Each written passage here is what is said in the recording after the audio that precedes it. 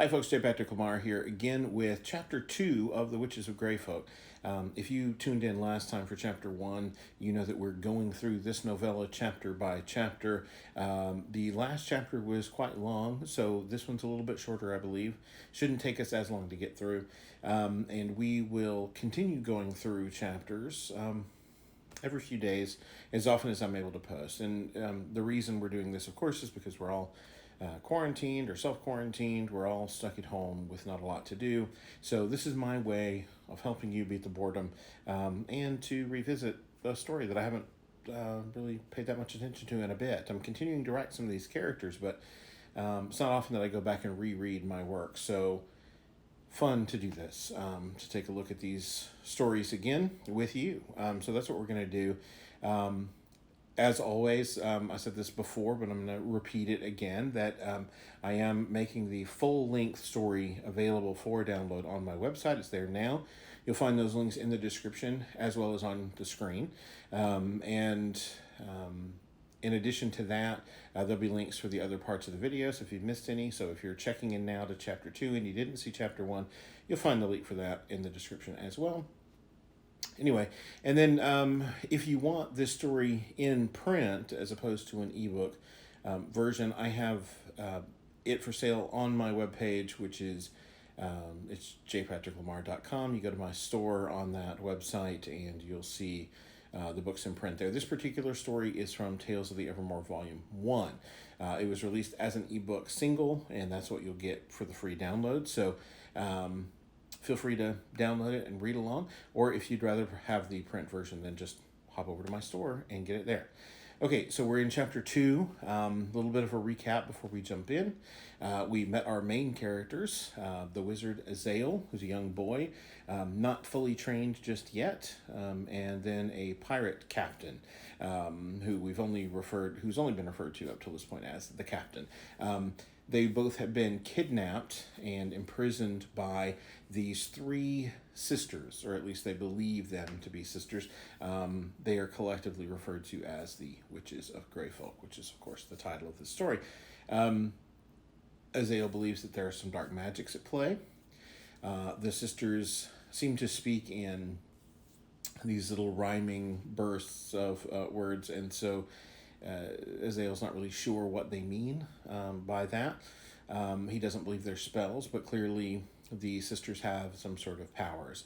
We know that two of the sisters have been named, the oldest, Marava, who seems to be in charge, and then Telana, who Azael tries to flirt his way out of trouble with.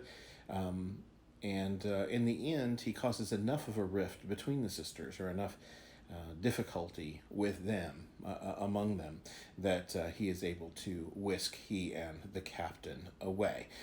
So the last we saw in Chapter 1 was him basically working the spell to get them out of their imprisonment, and that is where we pick up here in Chapter 2, called Enter the Traveler. In the forest of Marn, in a small clearing, where the boy had camped 3 nights earlier, the wind began to stir the leaves, and the air grew heavy with static electricity until thin webs of energy began to spread out and crackle with excitement. Nearby, trees bent away from the clearing, hoping to escape whatever was coming, but the boy and the captain appeared in the center of the clearing, with no real damage done. "What in the name of saints and seagulls was that?" the captain exclaimed. "Where the hells are we now, boyo? What's become of the witches?" "They're wherever we left them," the boy said. "But we, dear captain, are free and just a few kilometers outside of Greyfolk." "Just like that?" "Just like that. Although, to be fair, the sisters are quite powerful, so there's little doubt they can follow after us eventually. But take heart, Captain. With a bit of research, I should be able to figure out a spell or 20 that will keep us out of their reach." "You're a sly one, boyo," the captain said. "But I'm not played so easily. We're still in danger." "What if you get us to your ship?" the boy replied. "We'll head to open sea and put enough distance between us and them to give me time to sort it out." "Sounds like half a plan to me," the captain said. "I'm grateful and all, boyo, but I ain't about to drag my crew into this sort of scrape. Not if I can help it, that is." "What would you rather I do, Captain? Run back to the witch sisters and fight them to the death? That could well end with me dead, and I'm not overly fond of the idea, see? So if it's all the same to you, I'll leave them to their fate and pray my own will remain far from their reach. Well, they'll not be happy to have lost us, the captain said, and likely to take it out on them what live in Greyfolk. Perhaps, the boy acknowledged, but I hardly see how that's any of our concern. We didn't ask to be taken captive, nor is our escape something to be ashamed of. We owe the citizens of Greyfolk nothing, less than nothing. No one forced them to settle a cursed land. Not even steering for that port, boyo. Only saying that I'd rather not have their souls on my conscience. How in seven hells does a pirate find the nerve to have a bloody conscience? All the same, the captain said, it's where I drop my anchor. I'll not be moved. I can muster headwinds you wouldn't believe, old man. And let's not forget you owe me a favor for saving your fool neck back there. If I hadn't persuaded Taylana to... The demon Taylana did not save you from the blade, young wizard, someone said. I did. One-time use, I believe. The knowledge is already fading from me. The captain and the boy turned to find a stranger standing a mere meter or so behind them. Draped in a hooded indigo cloak that covered him from head to toe, the man held no weapon, yet stood with the authority of a warrior born. Had the pirate retained his steel, he would have unleashed sword from scabbard and prepared himself for battle. But without it, he could only raise his fist. The boy had begun motioning for a spell the moment the stranger began speaking. A spell of protection, the stranger said. The boy paused, and then altered his conjuring. After being a prisoner of the witches, he felt a strong urge to take the offensive. That spell will not work on me, the stranger said, and you needn't attack. I mean you no harm. You'll forgive us for not taking your word, mister, the captain said. The boy and me, we've had ourselves quite the touch of a bad day, you see. I ain't so fond of the magics myself, but I'll forgive the lad this once for turning them your way, if you aim to be an obstacle.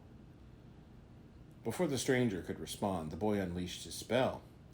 To the captain, untrained in the nuances of magic, it appeared as white-hot flame erupting from the boy's outstretched hands and engulfing the stranger who, much to the pirate's surprise, made no attempt to escape his fate. When the flame was spent, it was clear why the stranger hadn't bounded away. He stood completely unharmed. What devilry is that, boyo? I thought this was settled. It should have been, the boy said, already motioning for another spell. He's protected somehow. The boy unleashed a second spell, yet again, to no effect. Well, it should have frozen him like stone. The stranger waved at them. Anything else up your sleeve?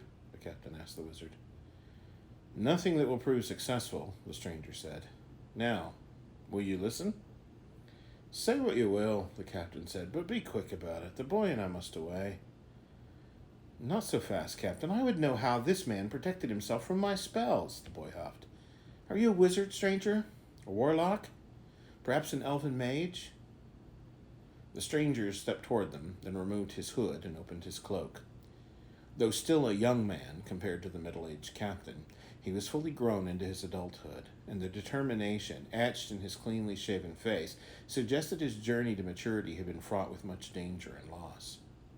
His bare chest, shoulders, and arms were covered with strange markings, interwoven lines and curves, along with words and symbols neither the impatient boy nor the curious captain recognized.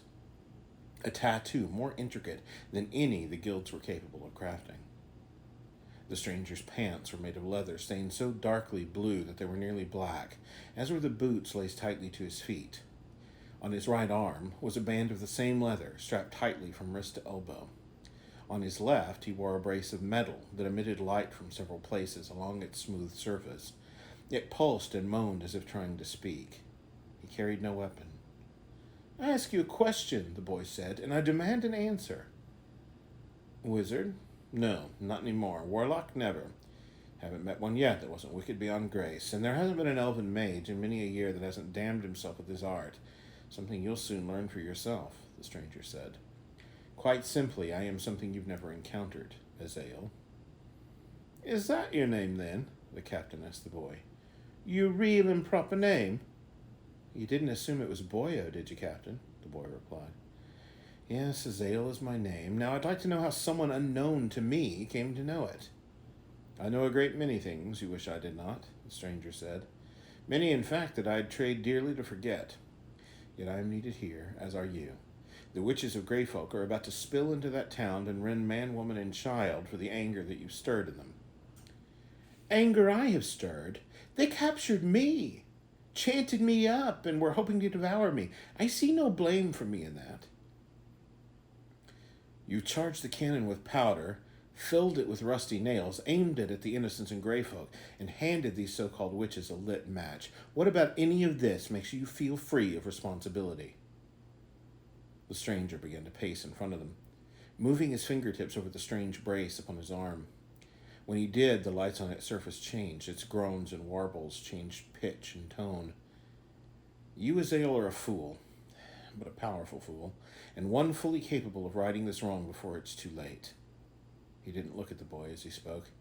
His attention remained fixed on the brace and its pulsing lights. You go wrong, Azael, he continued, horribly wrong, and it all begins here, now. Yet as bad as things will get, and oh, they will be unbearably bad, just you wait. They will be so much worse if you keep running from your troubles. You make it sound like I'm a coward, Azael replied. I'll be damned. Oh, you'll be damned, the stranger said. Damned is indeed exactly what you will be, trapped, caught by your own failures as much as your jailers. What are you going on about, fella? The captain asked. And if you got a name, I'd like to know it. I only now found out the boyo's name, and we've been the prey of witches together, bonds of folk, you know. My name was Dylan, the stranger said. My name is still Dylan, I suppose, though the books in the library refer to this incarnation by the name Dark. Well, Dylan Dark, the captain said, perhaps you'd be so kind as to tell us how you claim to know what the boy, Azael, I suppose he's called, will or won't be doing, eh? Some sort of prophet? I suppose that's one way to see it, Dark said. And what's another? Let's say that your life is like a map. All the places you will ever go and all the choices you will make to get there are marked on the map. If one were to look at your map, they'd see the beginning of you and the end of you.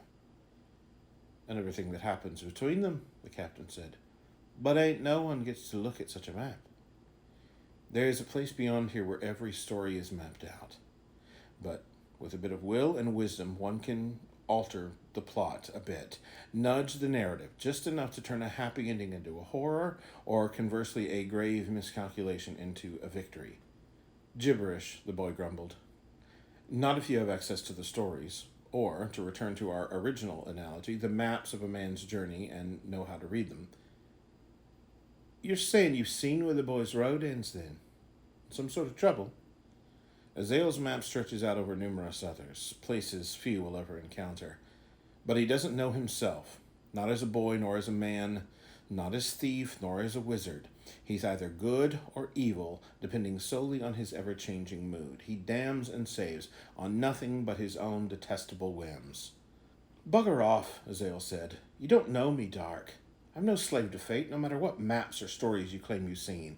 My plans are not made until I make them, and I'll not be bound by the prophetic ranting of some madman I've met in the woods. My mother told me those sorts of fairy tales, and I recall they never end well. You never knew your mother, Dark said. Never knew the warmth of her breast, nor the joy of her laugh. You lie even to yourself. Who are you? The boy asked. I mean, who are you really? You already know. Those spells should have worked. They didn't. But that's impossible. Is it? Unless... People will die down there, Dark said, for no sin but settling the land where the witches and their demon kin once roamed. Will you leave them to die? Maybe, the boy answered. Not I, the captain said. Don't abide cowards, and I ain't aiming to be one. Whether the boy wizard goes or not, I'll stand with Greyfolk. As I knew you would, Dark said. Then go, Azael said. I'll not be pressed into the service of stupidity simply because you spout riddles at me, Dark. I don't know you, nor do I know how you've countered my spells. But I'll choose survival over heroics most any day, and not lose even a moment's sleep over it. So you ride off to Greyfolk, or fly, or whatever the hells you might do, and take the captain with you if you like. May the saints preserve you in your chosen fight, but I've been given sense enough to flee, and that is damn well what I'll do. Then you might lose that favor I owe you, boyo, the captain said. You renege on our agreement after I saved your life. No, of course not, the captain explained. But if I go running off with this fella, and do so without the help of my new wizard friend, I'm apt to get myself killed, truth told. And a dead pirate ain't likely to be of much use to you in regard to favor keeping. You are not my friend, Azale corrected. If you were, you wouldn't be falling for the stranger's attempts to guilt you into action, nor leveraging your promise of a favor to manipulate me into joining you. I'm my own Captain Boyer. I issue the orders, and people follow 'em. I ain't moved by this dark fellow so much as my own sense of what's decent. All the same, I'd feel better about doing what needs doing if I had a hostling with me. I am no hostling, the boy spat. We don't have time for this, Dark said. Stand and fight or run, but I've had enough of your excuses and theatrics. I saved you from Marava's blade, you petulant little nothing. I gave you your chance to escape so that we could end the evil of these demons together.